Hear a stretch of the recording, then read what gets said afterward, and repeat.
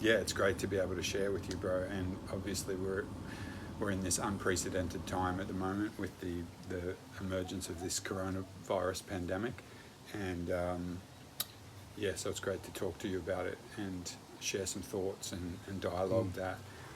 Can I just say, like, in the last few weeks, I've been feeling like, the coronavirus is sort of it's been a natural phenomenon that's sort of come out into the world, and I've been reading a lot of so-called conspiracy theories about lots of different issues, and just today, I read a post which really sort of hit home to me that and then also Daniel Pinchbeck last night, he's come to a similar place where this is like the New World Order's wet dream, like total lockdown, total surveillance, cashless society, total control of even governments. I mean, even our own government at the moment has pretty much suspended Parliament until August. I mean, August, that's a long time away. Yeah. And instead implemented, invited in, some industry, professionals like from the mining industry, from Telstra, like the big multinationals to come in and basically run the whole show with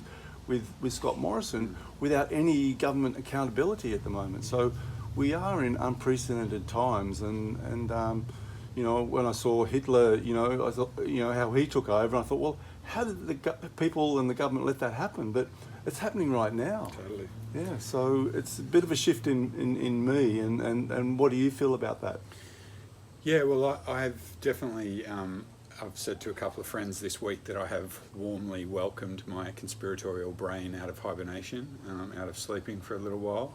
It's always there. I think once, for me personally anyway, once you have done enough research of history and you've connected enough dots, that you can see that there's agendas that are in place, and I try to moderate that conspiracy mind, because it can fuel paranoia, and you can start to look through the lens of conspiracy, like wearing rose-colored glasses, and start to see it everywhere and adopt this idea that everything is being controlled by some omnipresent malevolent force.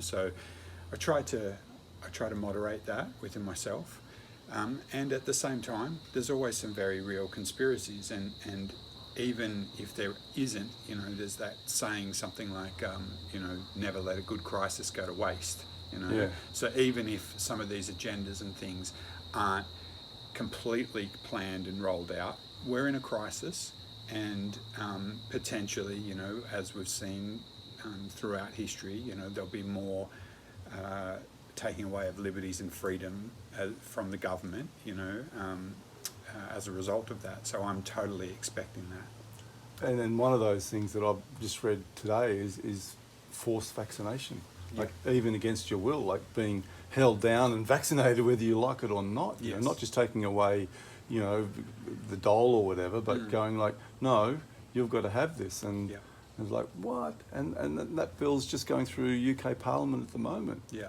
Well, as I tend to do, I like to write notes and take notes. I'll probably jot down a few things as we continue this dialogue, and I get inspired by things that we're going to talk about. But I guess I wanted to preempt this talk by saying, I personally can be very paradoxical. Sometimes people might perceive that as being hypocritical, but I have enjoyed developing a paradoxical perception about things, because I like the saying that it's not about being optimistic or pessimistic. It's about the middle path of embodying the mystic.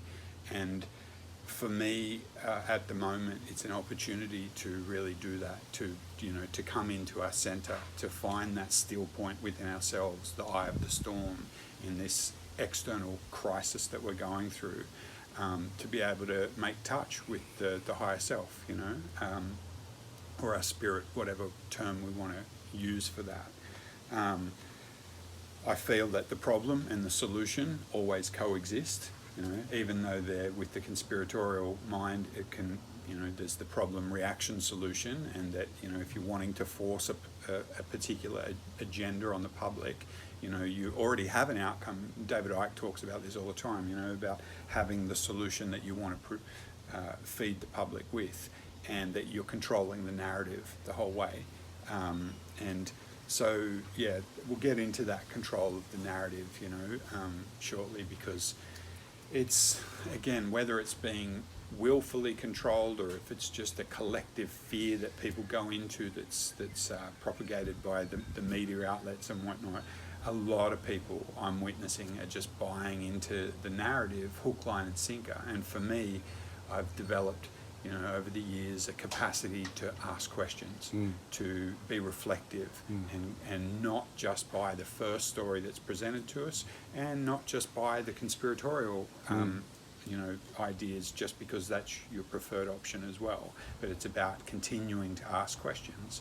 The reality is we don't know where this virus has stemmed from. We've been told that it's come out of China, that it's some bat that somebody's eaten and blah blah blah, and that may be the truth. I don't know. I don't think anybody ever will. There's lots of other theories going around too, that it was implanted, from the army, and so many things, and this is all part of it. But whether it's part of a conspiratorial sort of creation, like whether they thought about this and said, let's create this, or whether it's happened and whether, like you said, that they just make the most of the crisis, it doesn't really matter at the moment. What matters is how we respond to it. Totally.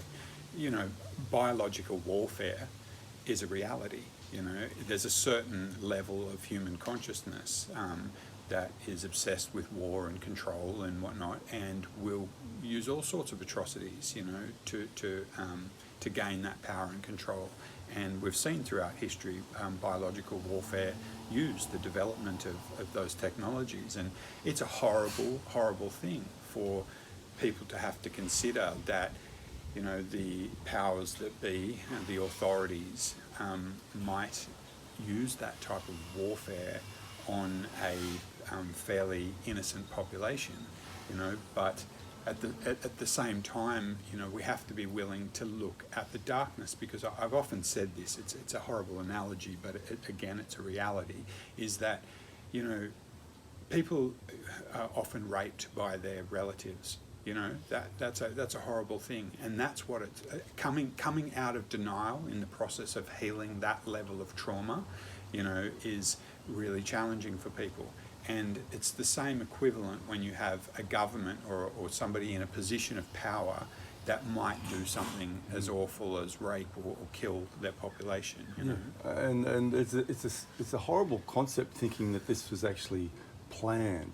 That there are people or organisations that could willfully go, yes, let's wipe out a few million people, let's destroy global economy, and let's create slaves on the planet. It's hard for me to get my head around that there would actually be people that would do that. But maybe that's not happening. But it's important to explore all the possibilities and then make the best decisions around it. For sure. You mentioned the concept that we're in a crisis, and we're in a global crisis. And I enjoyed the interview that you did with Razam last week or whenever it was as well. He's got some great insight and offerings into that, and a lot of the things that into the shamanic perspective of this crisis. Yes, the shamanic or mystical perspective. I'll just flip back and forth between my notes, but something that I have talked about many times before in workshops and on my YouTube channel, familiarizing ourselves with the stages of initiation as well as the stages of grief, because the stages of grief are so important to right now, to understand that we're in the initial stages of shock, and that grief. I studied counselling at university a few years ago, and I love the understanding of grief, because and my own experience with that, as I'm sure you and everybody else has got their own experiences that they can reflect on. But grief, as painful as it is, it leads us to an expanded state of consciousness, a state of acceptance and seeing the perfection in everything, But in those initial stages of shock and denial and anger and bargaining. We're only in those early stages collectively at the moment of this global initiation. And another thing, Rack mentioned it in the interview the other day, is the relationship that we have, particularly in the West, to death. Because grief isn't about death, although it's often associated with that. It's about loss, and that's the loss of the known, the loss of the comfort of your everyday reality that gives you comfort in known patterns.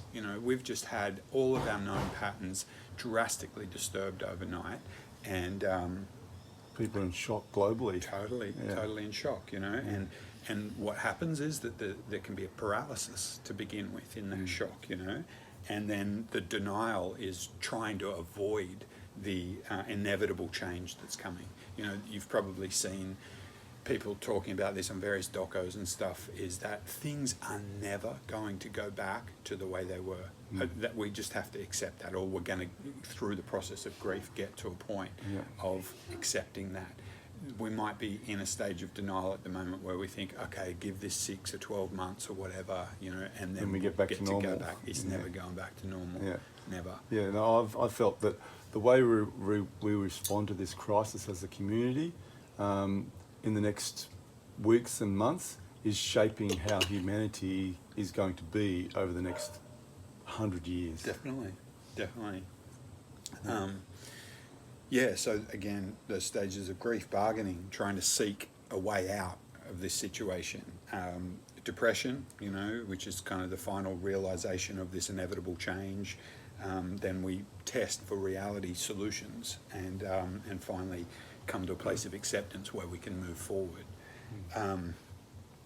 The processes of the stages of initiations, I've talked about this before. The best way to understand this is to study Joseph Campbell, the great mythologist, his work on myth and what he came to term the monomyth, or the hero's journey, which is the call to adventure, the departure from the known, from these comfortable patterns that we're accustomed to, encountering these challenges on the journey, going from the known realm into the unknown.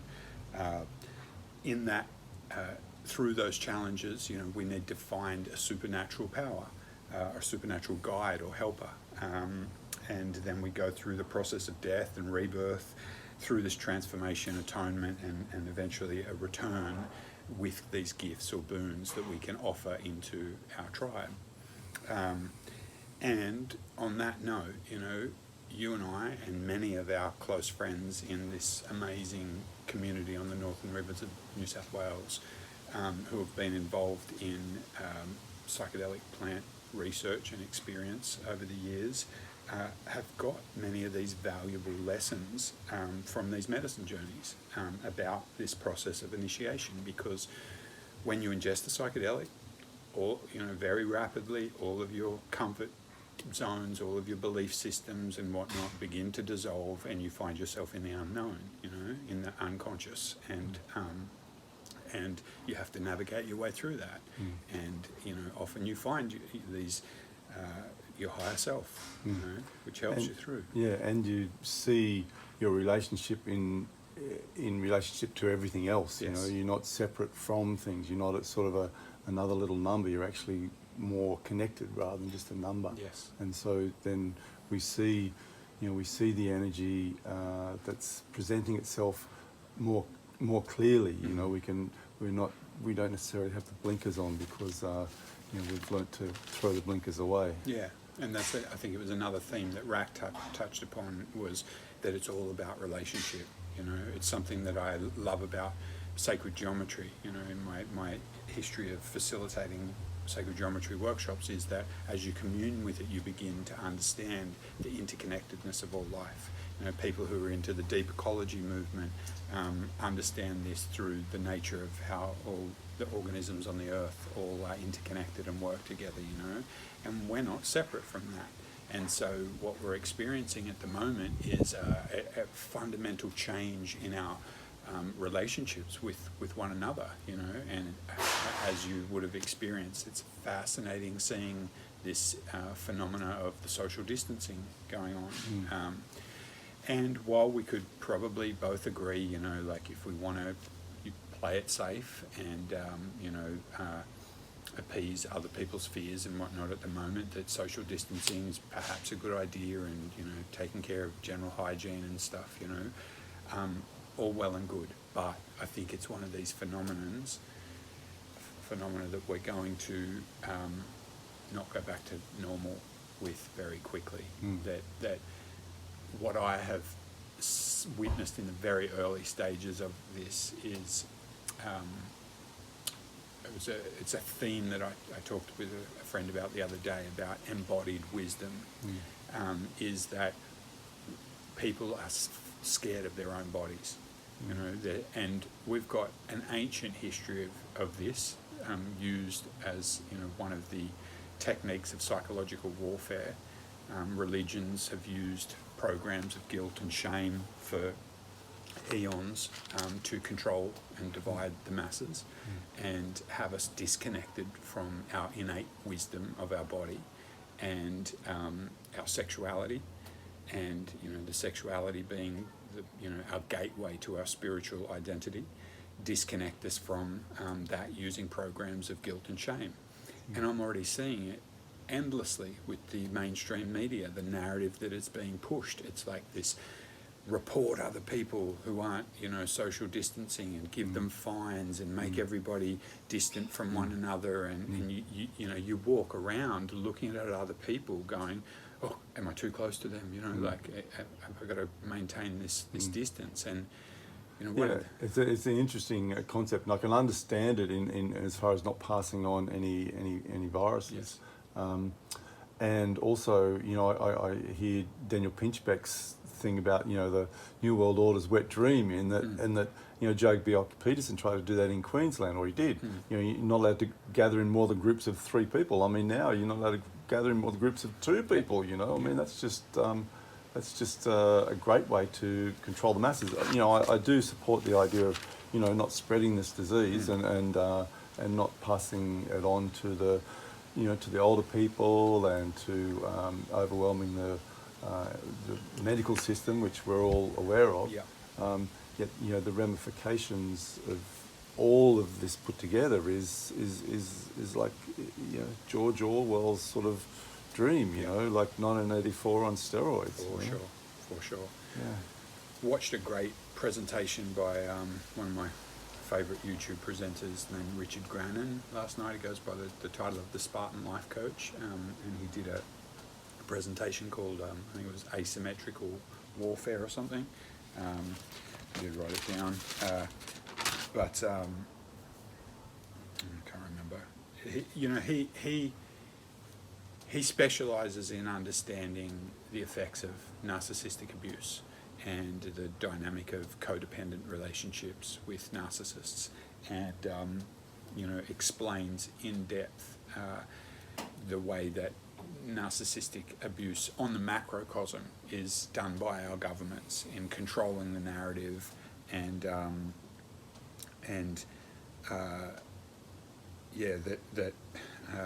it's done on the microcosm, you know, with in relationships, interpersonal relationships, but on a macrocosmic level, we've got narcissistic, power-hungry politicians and governments, leaders, CEOs that use that, you know, to inflict narcissistic abuse and control the narrative. At the moment, you know, for me, one of the important things is like to be in my center again, in a place where I can question and reject the narrative that doesn't sit well with me. And I suggest strongly that, you know, people do that. So look, we've been talking a lot about the psychological issues around what's unfolding at the moment. I'd love to hear some of your viewpoints about what you feel is physically manifesting on this world at the moment. Like, what sort of powers are at work here? Well, again, the conspiratorial part of me or us, that looks at that 1984 Orwellian Brave New World blueprint for the agenda of mass control is being rolled out by the day. And So is that really, or is this a response, a measured response to this COVID-19 virus, which is killing a lot of people at the moment? Do you feel that it is an Orwellian prophecy unfolding? Oh, that's my preference, probably. But will always say, I'm not the prophet of truth. I don't know. I'm just asking questions, and I'll never say it definitely is this way or it is that way. But I think we've got a history of governments controlling the population. They've done that. We're already slaves in a way. We're economic slaves. There was once a time that we didn't have to pay to be on this planet, that we were born free into our bodies, into tribes on this planet. We didn't have to pay to live here. And now we have to pay rent, basically or the mortgage, because we're sold land. We're not caretakers or custodians of land. The governments, the powers that be that have invaded countries all over the planet have claimed ownership of that land and then sold it back to their slaves. I mean, Australia is based on a history of slavery. I'm talking about, when the colonial settlers came here, not the indigenous tribes, of course, but the last 200 years of history is based on slavery. Can I just jump in there on the slavery issue? One theory that I've heard is that this is a process of destroying the economy, taking the value out of all the small businesses, basically sending them bankrupt, and then creating a cashless society, putting people on welfare, and then even I saw some quotes this morning about redistributing the workforce to where they're needed. So I mean, I just get flashes of Hunger Games coming up, and that's all controlled by the bigger companies rather than being in the hands of individuals that are empowered and financial. They're bankrupt, and now they're reliant on getting whatever work and handout they can from the government, which then says, okay, we need you to go out and pick oranges, or we need you to work in this factory making, tinned whatever, Yeah, oh, for sure. Look, I think anyone that shares this mindset even a little bit, that's got their eyes open to this agenda, as soon as this has happened, has gone, okay, here we go. It's getting real now. And these agendas to move towards a cashless society, which further enslaves us to the economic system, because you can't buy or sell anything. Cash money at the moment is being made dirty because we're told that, you could be spreading the virus by handing over cash, so use your tap and go. It's pretty handy for the world order, isn't it? Like 20 years ago, I was like, don't put RFID chips in the credit cards. This is just heading towards it, and pretty much overnight, you saw all of the little FPOS machines popping up with the tap and goes, and we've just accepted that because it's again what David Icke calls the totalitarian tiptoe. It's just progressive edging towards that agenda. So it's like, okay, well, we've accepted that now. Oh, it's easy, it's convenient. Oh, great. Oh, I don't even need my credit card. I've got my mobile phone. I can tap that. All my medical records, all of my banking, everything's connected. Even to the my laundromat phone. has got a credit card facility now. Totally. And so again, like I'll state that, the paranoid mindset. This is what I question within myself. There was a book written by Alvin Toffler years ago called Future Shock, which was basically sort of identifying the shock that we can have when we can't keep up with the exponential rate of increasing technology and things like that. And so I'll question myself and go, oh, is this just future shock? Is this the first stage of of the process of grief, you know, and me not wanting to accept that we're moving towards an ever more increasing technological society. That's just the reality of it. There's no stopping that, you know. And the 5G thing is a huge component of that, and part of, if we wanted. So share what you feel about 5G and the coronavirus. Well, again, I like some of the theories that are being thrown out there and shared at the moment, but I'm no expert. I'm no scientist or doctor. I don't know what the truth is. But again, it's always going, well, this is a bit too coincidental, isn't it? Like, that we've got this rollout of 5G all around the planet, and, you know, in our amazing community, you know, there's been a lot of uproar around that because there's no testing having been done of the safety of this technology to show whether it's non-ionizing radiation. And this is one of the only shires that I know of anywhere in Australia that has refused to accept the 5G network. Yes. So there is some pushback, but not hardly any really. That's like right. It's everywhere. Yeah, and I can't imagine that will last too long. That's just the pessimistic part of myself, you know. But there's some suggestion that the 5G frequencies have affected the pandemic, and that these frequencies that are bombarding people where it's been rolled out in various cities, the suggestion is Wuhan in China was one of the earliest places that they rolled out 5G, that the body has to respond to these frequencies, and what it does is the cells of the body treat that like a toxin and a poison, and they excrete these viruses or excrete poisons and stuff out of the body.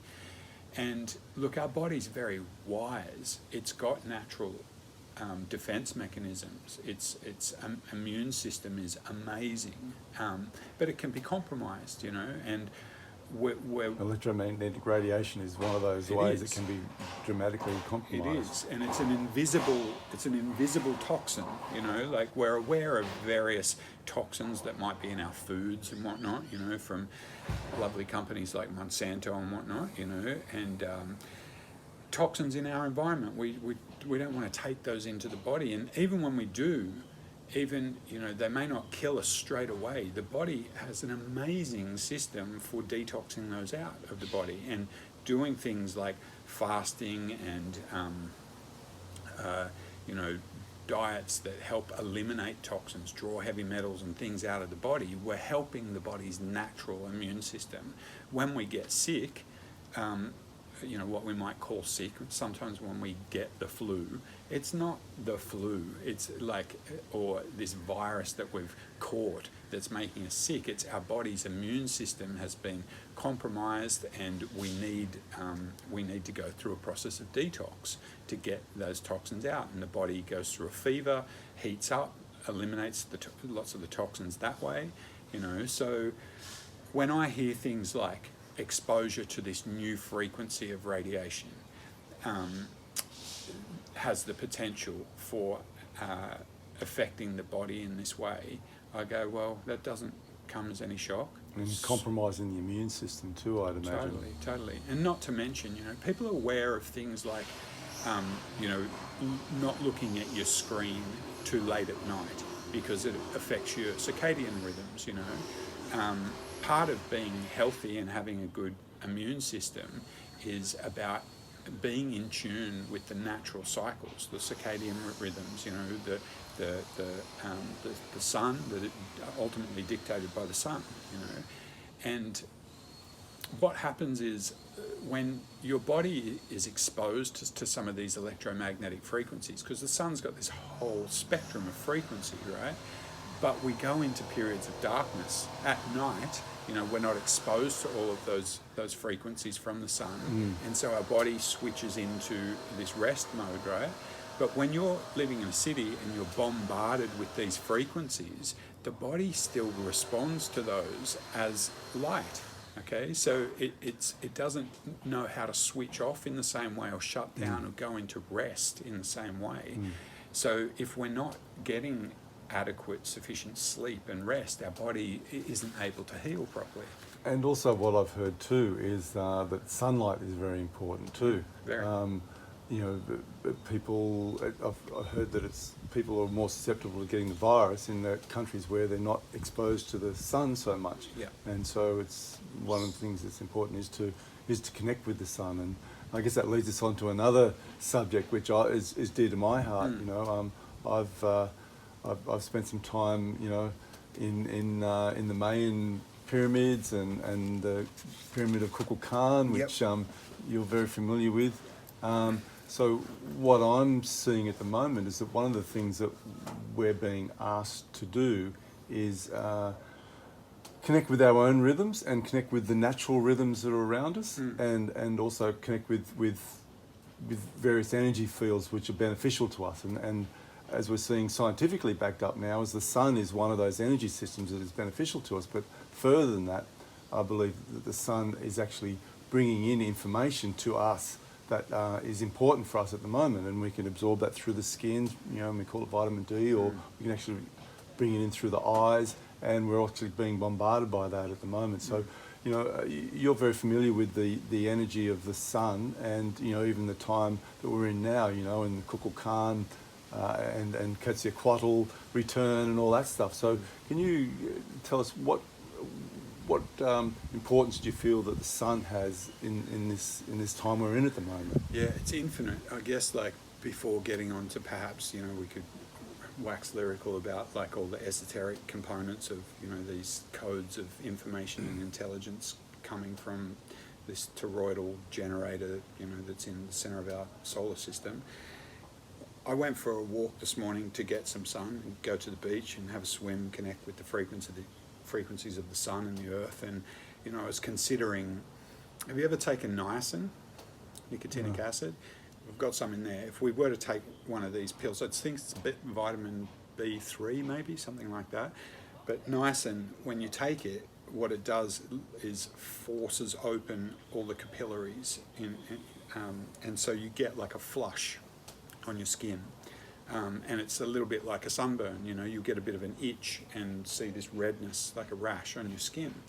Well, the sun does that. The reason that we might get sunburned is because, you know, the blood is coming to the surface of the skin, which is our biggest detox organ of the body, you know, the skin, and we eliminate lots of toxins like that. So getting exposure to sunlight helps to open up those capillaries and flush the blood and the toxins and whatnot out. So it's not just important for the production of vitamin D and you know, other benefits and all the esoteric stuff that we could talk about, but in terms of what we were just talking about eliminating toxins. If we are being exposed to electromagnetic pollution currently that is causing our body to try to detox, we need to work with that system. And one of my suggestions would be get adequate sunlight for sure.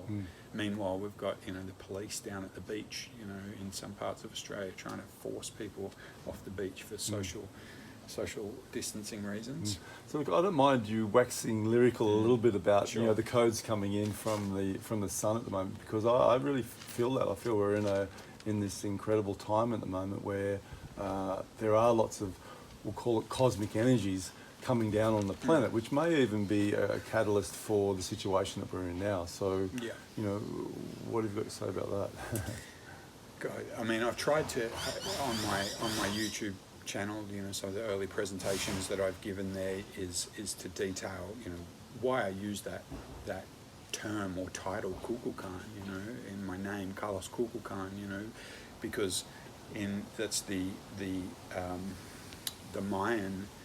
Mayan term for the plumed serpent, in Aztec known as Quetzalcoatl, and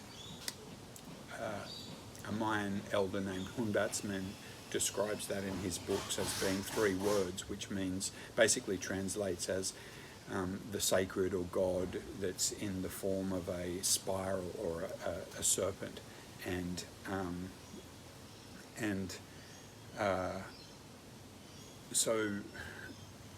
it's about our Kundalini, you know, the image of the plumed serpent, is about the movement of that kundalini through our chakras, awakening the various corresponding endocrine organs of the body.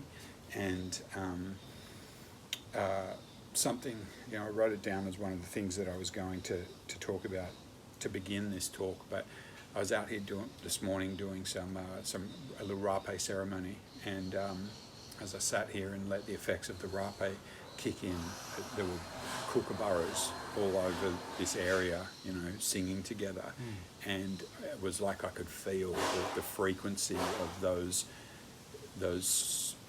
bird songs, the song lines that they're singing, and the frequency of the sun coming through those birds and through their song. And I started singing this sort of kookaburra song, and it reminded me of a dream that I had many, probably 20 years ago, where I was asleep and I heard this voice. It was so in my auditory canal, like somebody talking in my ear, basically saying something along the lines of that at the end of the day there will be no voice that speaks beyond another, and as it tapered away, it sort of said another, and then I sort of emerged into waking consciousness. It was like this digital frequency, which was the sound of the words changing from English in my auditory canal into the sound of the kookaburras outside my room singing, and that was basically the message that was being transmitted.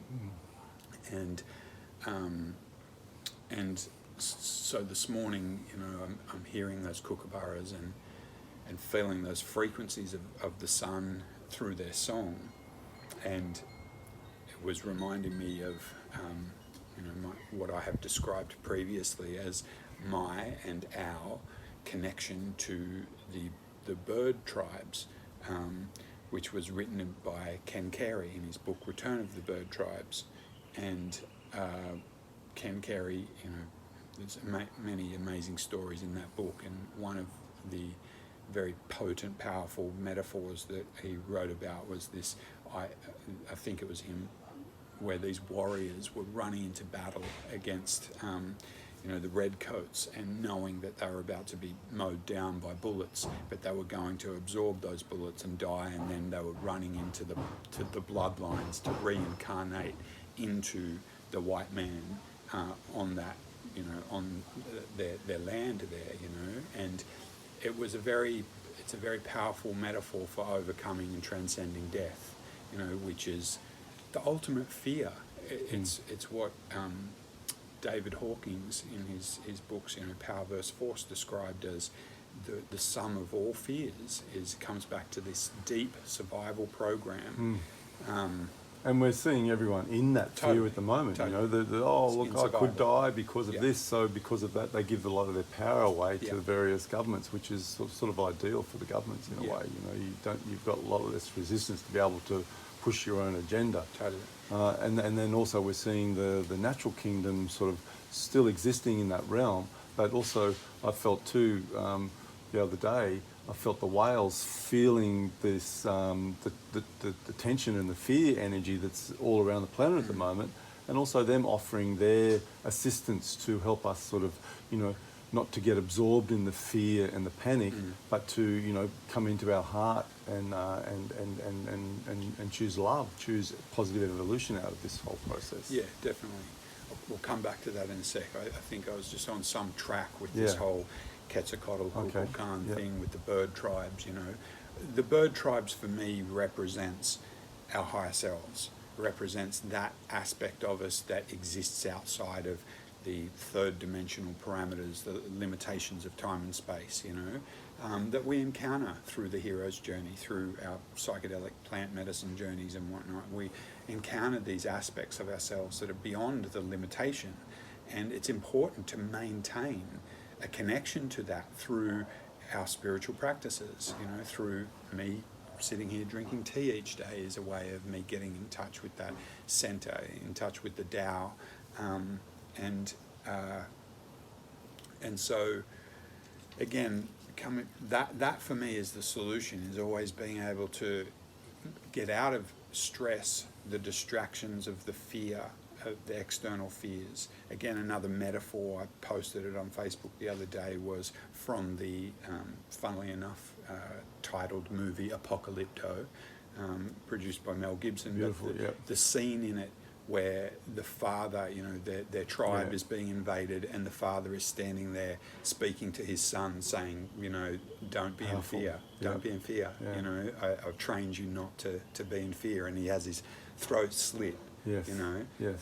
Very moving. Yeah. Intense. Yeah. Amazing. Yeah. But you can see how he had risen beyond fear. He didn't let fear control him. Not even the fear of death. That's was right. controlling him. That's right. He was still staying in his love for his tribe and for his son. That's right. So we have to transcend that fear of death, and that's by knowing our immortal, eternal natures. And through the psychedelic experience, a lot of us have had a glimpse of the other side, and we've seen that it's not the end of the road. It's actually like the beginning. It's full of light and bliss and love and full connection. Yeah, and that's it. And for me, while incarnate, the way to tap into that is to not be in stress, is to be in my center, to be in that still point where you can know I am God, and that you're a fractal of that source. When I was facilitating the template ceremonies years ago, there was a saying related to our immortal nature that, never was there a time that I did not exist, and never will there come a time that I cease to be. I'm unborn, eternal, everlasting. I'm not only this, I am, I can't remember the last bit, something like that. Yeah. But it's about remembering our immortal nature, and transcending the limitations and the fear of death. And so there's a lot of people, understandably, thrown into a survival mode at the moment.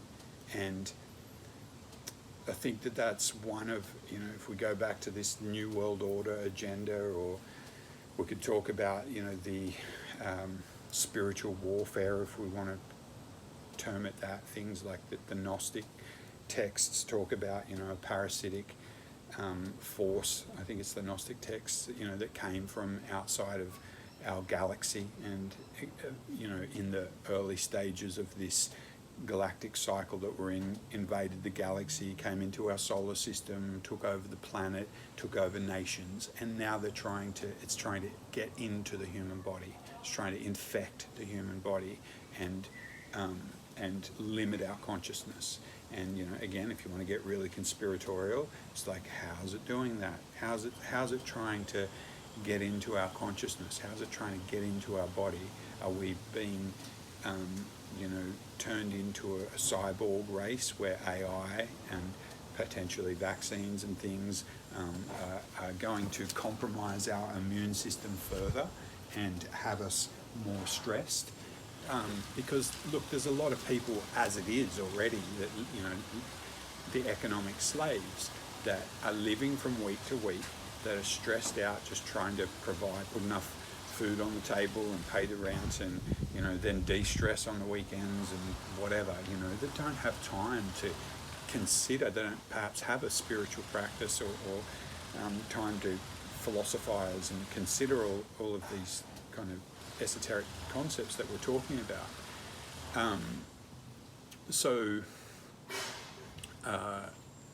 That's one of the considerations that I have, is that, okay, well, if we go to a cashless society where everybody's got these assigned roles for them, and we're even more enslaved to this false time that the economy creates, that's going to keep people in a very, we could call it low vibrational, or we could just call it a stressed out state. I work in, one of my jobs is, as a youth worker, I work with crisis and trauma, and so I'm constantly dealing with crisis, and it has an effect on my nervous system. It can't not. If you have somebody, if I was to yell at you really loudly right now, your nervous system's going to be shocked, even if I'm not angry with you.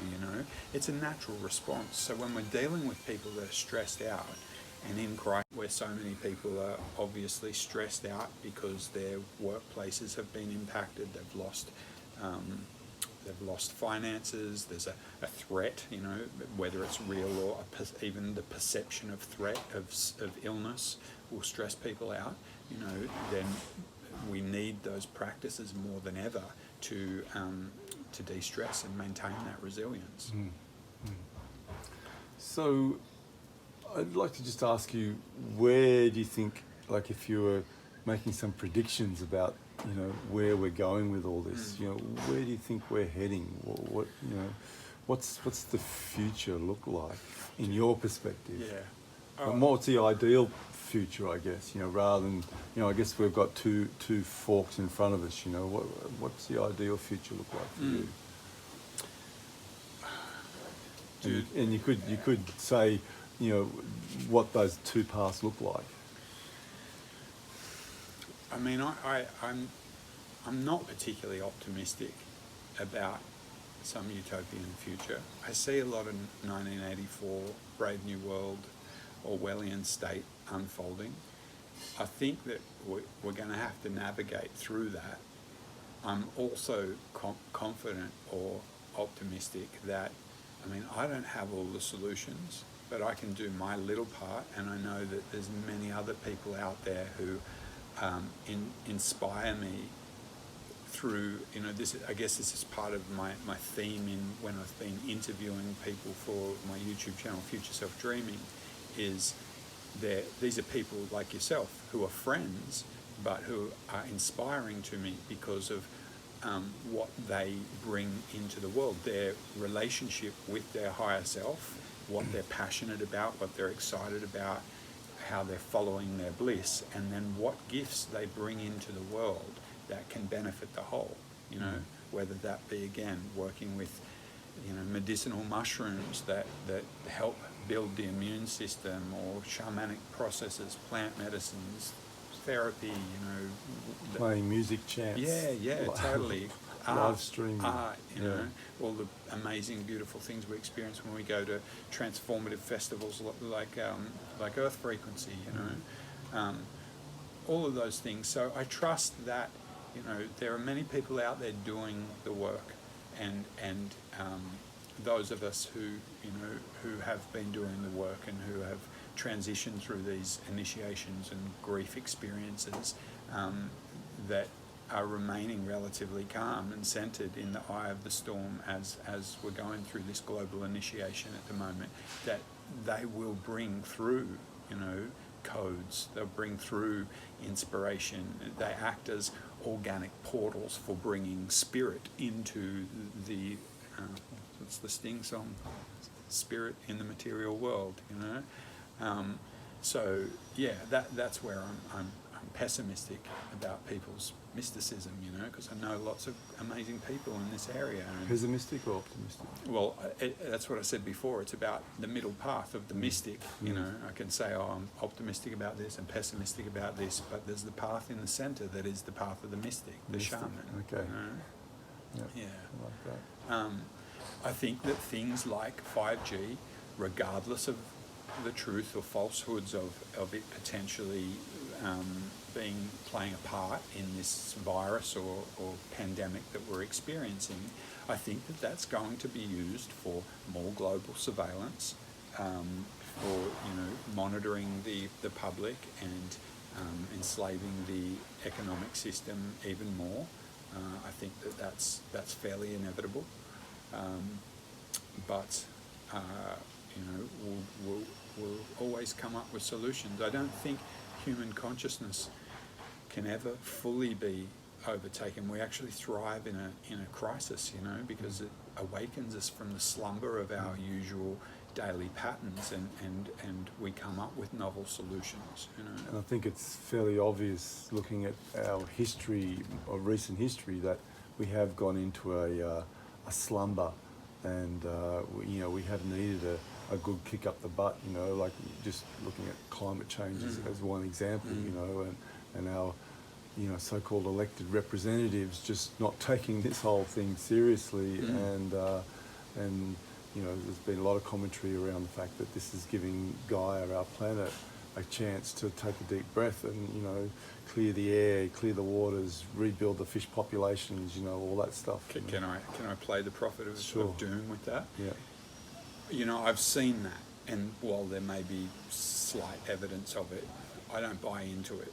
Like, I don't think that the earth cleanses itself and repopulates as quickly as people might have been led to believe over a matter of a few weeks. You know, I think the I'm thinking more longer term, like if this economy completely, you know, shatters, then we go back to sort of, you know, a lot more localized living, then that might give an opportunity for some repairs to happen. and that might be nice. There's also the possibility of the implementation of what's being, you know, has been gradually sold to us as universal basic income, you know, which is basically, it's a nice idea.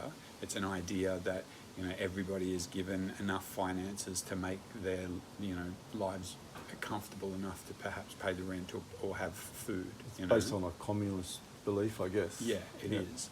It is. But if it's, this could be a perfect opportunity at the moment for the digitalization of money, seeing a cryptocurrency and Basic wage. yeah.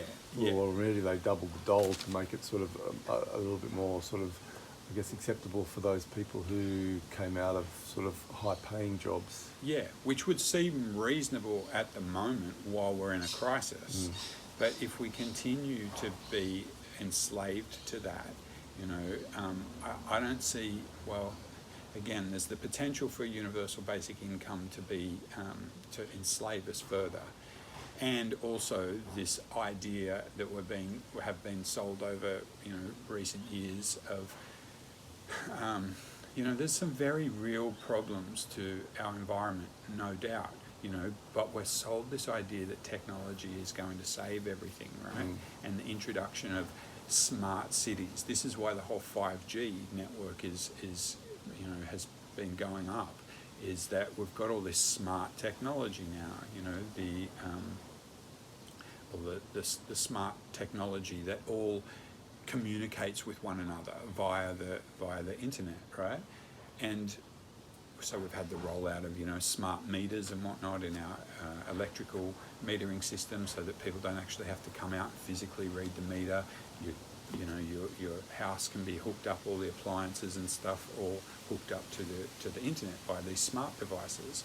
And then there's the idea of building whole cities that are smart cities, where everything's communicating with everything else. Well, you know, and under constant surveillance and monitoring, you know, like, and that perhaps we sold to us because, you know, we're destroying the environment, so humans need to be herded into these smart cities, you know, to protect the environment. But it's just more and more control of the population. And we're seeing that already rolled out in China quite substantially. Totally. Well, it's, you know, there's many places around the world that are, again, the testing zones and areas for these ideas. I mean, China builds whole cities for similar purposes now.